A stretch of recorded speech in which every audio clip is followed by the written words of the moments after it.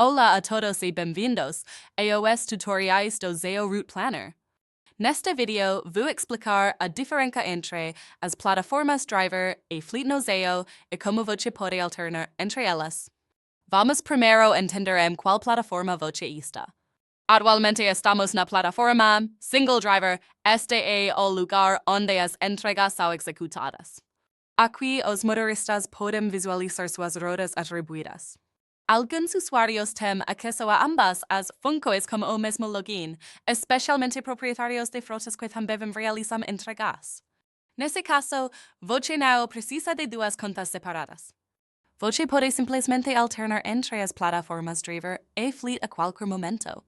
Agora deixe-me mostrar como. Para alternar de driver para fleet, vá para Settings. Abra User Profile. No canto superior direito, você verá o botão Switch to Fleet. Clique nele e você será direcionado para a plataforma Fleet. Agora estamos na plataforma Fleet. Este é o lado de gerenciamento. Aqui é onde as rotas são criadas, os motoristas são atribuídos, as paradas são adicionadas e o desempenho geral das entregas é monitorado. Para alternar de Fleet para Driver, novamente vá para Settings. Abra User Profile. No canto superior direito, você verá o botão Switch to Driver. Clique nele para retornar à plataforma Driver. E é isso.